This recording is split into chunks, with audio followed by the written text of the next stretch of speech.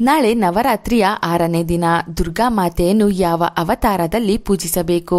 ಈ ದಿನ ದೇವಿಗೆ ಯಾವ ಬಣ್ಣದ ಸೀರೆ, ನೈವೇದ್ಯ, ಪುಷ್ಪಗಳನ್ನು ಅರ್ಪಿಸಿ ಯಾವ ಮಂತ್ರ ಹೇಳಿದರೆ ಗುರುಬಲ ಪ್ರಾಪ್ತಿಯಾಗುತ್ತದೆ, ಬೆಟ್ಟದಂತ ಕಷ್ಟಗಳೆಲ್ಲ ಕರಗಿ ಹೋಗುತ್ತದೆ ಎಂದು ಈ ವಿಡಿಯೋದಲ್ಲಿ ತಿಳಿಯೋಣ. ನವರಾತ್ರಿಯ 6ನೇ ದಿನ ದುರ್ಗಾ ಮಾತೆಯನ್ನು ಕಾತ್ಯಾಯಿನಿ ದೇವಿಯ ರೂಪದಲ್ಲಿ ಪೂಜಿಸಬೇಕು. ತ್ರಿಮೂರ್ತಿಗಳ ಅಂಶವೇ ಈ ದೇವಿ. ಈಕೆಯನ್ನು ಮೊದಲು ಕಾತ್ಯಾಯನ ಋಷಿ ಪೂಜಿಸಿದ್ದರಿಂದ ಇವಳಿಗೆ ಕಾತ್ಯಾಯಿನಿ ಎಂಬ ಹೆಸರು ಬಂತು. ಕಾತ್ಯಾಯಿನಿ ಅಂದರೆ ಪರೋಪಕಾರದ ಪ್ರತಿರೂಪ. ಈ ದೇವಿಯದ್ದು ಅತ್ಯಂತ ಭವ್ಯ ಸ್ವರೂಪ. ಈಕೆಯನ್ನು ಪೂಜಿಸಿದರೆ ಶತ್ರುಗಳಿಂದ ಮತ್ತು ತೊಂದರೆಗಳಿಂದ ಮುಕ್ತಿ ಸಿಗುತ್ತದೆ. ದೇವತೆಗಳನ್ನು ರಾಕ್ಷಸರಿಂದ ರಕ್ಷಿಸಿದ ದೇವತೆ ಎಂದು ಕಾತ್ಯಾಯಿನಿ ದೇವಿಯನ್ನು ಹೇಳಲಾಗುತ್ತದೆ. ದೇವಿಯು ಸದಾ ಬಂಗಾರದಂತೆ ಹೊಳೆಯುತ್ತಾಳೆ. ಈ ದೇವಿಗೆ 4 ಭುಜಗಳಿವೆ. ಬಲಗಡೆಯ ಮೇಲಿನ ಕೈ ಅಭಯ ಮುದ್ರೆಯಲ್ಲಿದೆ, ಬಲಗಡೆಯ ಕೆಳಗಿನ ಕೈ ವರ ಮುದ್ರೆಯಲ್ಲಿದೆ, ಎಡಗಡೆಯ ಮೇಲಿನ ಕೈಯಲ್ಲಿ ಖಡ್ಗವಿದೆ, ಎಡಗಡೆಯ ಕೆಳಗಿನ ಕೈಯಲ್ಲಿ ಕಮಲವಿದೆ. ಕಾತ್ಯಾಯಿನಿ ದುಷ್ಟರನ್ನು ಸಂಹರಿಸುವ, ಶಿಷ್ಟರ ಉದ್ಧಾರ ಮಾಡುವ ಶಕ್ತಿ ದೇವತೆ. ಈಕೆಯನ್ನು ಮಂತ್ರಸಹಿತವಾಗಿ ಆರಾಧಿಸಿದರೆ ದುಷ್ಟಶಕ್ತಿಗಳು ನಾಶವಾಗುತ್ತದೆ ಎಂಬ ನಂಬಿಕೆ ಇದೆ. ಮಾತಾ ಕಾತ್ಯಾಯಿನಿಯನ್ನು ಬ್ರಹ್ಮಾಂಡದಲ್ಲಿ ಪ್ರಧಾನ ದೇವತೆಯಾಗಿ ಪರಿಗಣಿಸಲಾಗಿದೆ. ಯುಗ ಯುಗಗಳಿಂದಲೂ ಈಕೆಯನ್ನು ಪೂಜಿಸಲಾಗುತ್ತಾ ಬರುತ್ತಿದೆ. ಕೃಷ್ಣನನ್ನು ಭೂಮಿಗೆ ಕರೆತರಲು ಗೋಪಿಕೆಯರು ಕಾತ್ಯಾಯಿನಿಯನ್ನು ಭಕ್ತಿಯಿಂದ ಪೂಜಿಸಿದರೆಂಬ ನಂಬಿಕೆ. ಅಷ್ಟು ಮಾತ್ರವಲ್ಲದೆ ಉತ್ತಮ ವರವನ್ನು ಪಡೆಯುವುದಕ್ಕೂ ಕೂಡ ಹುಡುಗಿಯರು ತಾಯಿ ಕಾತ್ಯಾಯಿನಿಯನ್ನು ಪೂಜಿಸುತ್ತಾರೆ. ಮಾತಾ ಕಾತ್ಯಾಯಿನಿಯನ್ನು ಆರಾಧಿಸುವುದರಿಂದ ಕಾಳಸರ್ಪದೋಷ, ರಾಹುಗ್ರಹಕ್ಕೆ ಸಂಬಂಧಿಸಿದ ಸಮಸ್ಯೆಗಳು ದೂರವಾಗುತ್ತದೆ. ಆದ್ದರಿಂದ ಜಾತಕದಿಂದ ಈ ಸಮಸ್ಯೆಗಳನ್ನು ಎದುರಿಸುತ್ತಿರುವವರು ತಾಯಿ ಕಾತ್ಯಾಯಿನಿಯನ್ನು ಶ್ರದ್ಧಾ ಭಕ್ತಿಯಿಂದ ಆರಾಧಿಸಬೇಕು. ತಾಯಿಯ ಆರಾಧನೆಯು ಸೋಂಕಿನಿಂದಾಗುವ ಆರೋಗ್ಯದ ಸಮಸ್ಯೆಗಳನ್ನು, ಮೆದುಳಿಗೆ ಸಂಬಂಧಿಸಿದ ಸಮಸ್ಯೆಗಳನ್ನು ನಿವಾರಣೆ ಮಾಡುತ್ತಾಳೆ. ಈ ದೇವಿಗೆ ಕಾತ್ಯಾಯಿನಿ ಎಂಬ ಹೆಸರು ಹೇಗೆ ಬಂತು? ಕಥಾ ಎಂಬ ಋಷಿ ಇದ್ದರು. ಅವರ ಮಗನ ಹೆಸರು ಕಾತ್ಯ.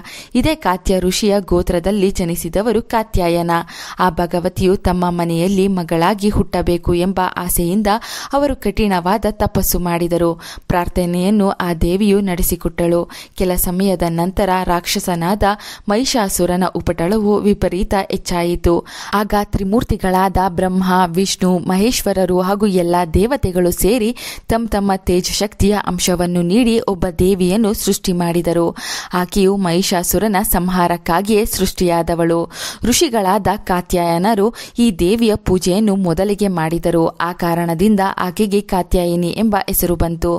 ಜೊತೆಗೆ ಕಾತ್ಯಾಯನರಿಗೆ ಈಕೆ ಮಗಳಾಗಿ ಹುಟ್ಟಿದಳು ಎಂಬ ಉಲ್ಲೇಖ ಸಹ ಇದೆ. ಆ ದೇವಿಯ ಅವತಾರ ಆಗಿದ್ದು ಭಾದ್ರಪದ ಮಾಸದ ಕೃಷ್ಣ ಪಕ್ಷದ ಚತುರ್ದಶಿ ದಿನದಂದು. ಆ ನಂತರ ಅಶ್ವಯುಜ ಮಾಸದ ಶುಕ್ಲ ಪಕ್ಷದ ಸಪ್ತಮಿ, ಅಷ್ಟಮಿ, ನವಮಿಯ ತನಕ 3 ದಿನ ಕಾತ್ಯಾಯನ ಋಷಿಗಳಿಂದ ಪೂಜೆಯನ್ನು ಸ್ವೀಕರಿಸಿದ ನಂತರದಲ್ಲಿ ದಶಮಿಯಂದು ಆ ದೇವಿಯು ಮಹಿಷಾಸುರನ ಸಂಹಾರ ಮಾಡಿದಳು. ಕಾತ್ಯಾಯಿನಿ ದೇವಿಯ ಆರಾಧನೆ ಮಾಡುವುದರಿಂದ ಧರ್ಮ, ಅರ್ಥ, ಕಾಮ್ಯ, ಮೋಕ್ಷ ಹೀಗೆ ಚತುರ್ವಿಧ ಫಲ ಪುರುಷಾರ್ಥಗಳು ಸಹ ದೊರೆಯುತ್ತದೆ. ರೋಗ, ಶೋಕ, ದುಃಖ, ದಾರಿದ್ರ್ಯಗಳು ದೂರವಾಗುತ್ತವೆ. ಜನ್ಮ ಜನ್ಮಾಂತರದ ಪಾಪಗಳು ನಾಶ ಆಗುತ್ತವೆ. ಇಹಲೋಕದಲ್ಲಿ ದೇವಿಯ ಆರಾಧಕರು ಅಲೌಕಿಕವಾದ ತೇಜಸ್ಸು, ಕಾಂತಿ, ಸಮಾಧಾನ, ಸಂತೃಪ್ತಿಯನ್ನು ಕಾಣಬಹುದು. ನಾಳೆ ದೇವಿ ಕಾತ್ಯಾಯಿನಿ ಪೂಜೆ ಮಾಡುವಾಗ 3 ಅರಿಶಿನದ ಉಂಡೆಗಳನ್ನು ಪೂಜೆಯಲ್ಲಿ ಇರಿಸಿಕೊಂಡು ಮಂತ್ರ ಹೇಳುತ್ತಾ ದೇವಿ ಪೂಜೆ ನೈವೇದ್ಯ ಎಲ್ಲ ಆದ ನಂತರ ಈ 3 ಅರಿಶಿನದ ಉಂಡೆಗಳನ್ನು ಜೊತೆಯಲ್ಲಿ ಇಟ್ಟುಕೊಂಡರೆ ಶೀಘ್ರವಾಗಿ ಕಂಕಣ ಭಾಗ್ಯ ಕೂಡಿ ಬರುತ್ತದೆ.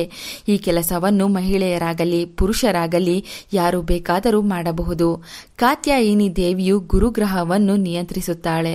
ನಾವು ಚೆನ್ನಾಗಿ ಜೀವನ ನಡೆಸಲು ಕೆಲಸ, ಕಾರ್ಯ, ಉದ್ಯೋಗ, ಮದುವೆ, ಜೀವನದಲ್ಲಿ ನೆಮ್ಮದಿ ಹಾಗೂ ಗೆಲುವನ್ನು ಪಡೆಯಲು ಗುರುಬಲ ಇರಲೇಬೇಕು. ಗುರುಬಲ ಪಡೆಯಲು ನಾಳೆಯ ದಿನ ಕಾತ್ಯಾಯಿನಿ ದೇವಿ ಪೂಜೆ ಮಾಡಬೇಕು. ಈ ದಿನ ದುರ್ಗಾ ಮಾತೆಯನ್ನು ಬ್ರಾಹ್ಮಿ ಮುಹೂರ್ತದಲ್ಲಿ ಅಂದರೆ ಬೆಳಿಗ್ಗೆ 4 ಗಂಟೆ 33 ನಿಮಿಷದಿಂದ 5 ಗಂಟೆ 21 ನಿಮಿಷದ ಒಳಗೆ ಪೂಜಿಸಬಹುದು. ಅಭಿಜಿತ್ ಮುಹೂರ್ತದಲ್ಲಿ ಅಂದರೆ ಬೆಳಿಗ್ಗೆ 11 ಗಂಟೆ 46 ನಿಮಿಷದಿಂದ ಮಧ್ಯಾಹ್ನ 12 ಗಂಟೆ 35 ನಿಮಿಷದ ಒಳಗೆ ಪೂಜಿಸಬಹುದು. ಸಂಜೆ ಪೂಜೆ ಮಾಡುವವರು 6:12 6:36 ಒಳಗೆ ಪೂಜೆ ಮಾಡಬಹುದು. ಅಮೃತ್ ಕಾಲದಲ್ಲಿ ಪೂಜಿಸುವವರು ಮಧ್ಯಾಹ್ನ 1:26 3:14 ಈ ಸಮಯದಲ್ಲಿ ಪೂಜಿಸಬಹುದು.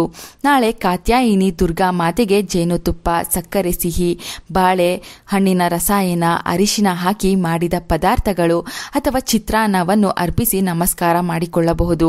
ಸಿಹಿ ವಿಳೆದೆಲೆ ಕೂಡ ದೇವಿಗೆ ಅರ್ಪಿಸಬಹುದು. ದುರ್ಗಾ ಮಾತೆಗೆ ನಾಳೆ ಕೆಂಪು ಬಣ್ಣದ, ಮೆರೂನ್ ಬಣ್ಣದ ಪುಷ್ಪಗಳಿಂದ ಅಲಂಕಾರ ಹಾಗೂ ಪೂಜೆ ಮಾಡಿಕೊಳ್ಳಬಹುದು. ಈ ದಿನ ಬೂದು ಬಣ್ಣದ ವಸ್ತ್ರ ಧರಿಸಿಕೊಂಡು ದೇವಿಗೆ ಪೂಜೆ ಮಾಡಬೇಕು. ದೇವಿಗೂ ಕೂಡ ಬೂದು ಬಣ್ಣದ ಸೀರೆ ಅಥವಾ ರವಿಕೆ ಕಣ ಅರ್ಪಿಸಬಹುದು. ಈ ದಿನ ಭಕ್ತಿಯಿಂದ ಓಂ ದೇವಿ ಕಾತ್ಯಾಯಿನಿ ನಮಃ ಎಂದು 108 ಬಾರಿ ಮಂತ್ರ ಪಠಿಸಿದರೆ ಕಾತ್ಯಾಯಿನಿ ದೇವಿಯ ಪರಿಪೂರ್ಣ ಅನುಗ್ರಹ ಪ್ರಾಪ್ತಿಯಾಗುತ್ತದೆ. ಜೀವನದಲ್ಲಿನ ಎಲ್ಲ ಅಡೆತಡೆಗಳು, ಕಷ್ಟಗಳು ದೂರವಾಗಿ ಸುಖ, ನೆಮ್ಮದಿಯ ಜೀವನ ಲಭಿಸುತ್ತದೆ. ನವರಾತ್ರಿಯ 6ನೇ ದಿನದ ಮಾಹಿತಿ ಇಷ್ಟವಾದರೆ ಭಕ್ತಿಯಿಂದ ಲೈಕ್ ಕೊಟ್ಟು ಎಲ್ಲರಿಗೂ ಶೇರ್ ಮಾಡಿ. ನಮ್ಮ ಚಂದನ ಲೋಕ ಯೂಟ್ಯೂಬ್ ಹಾಗೂ ಫೇಸ್ಬುಕ್ ಪೇಜನ್ನು ಫಾಲೋ ಮಾಡಿ. Thank you.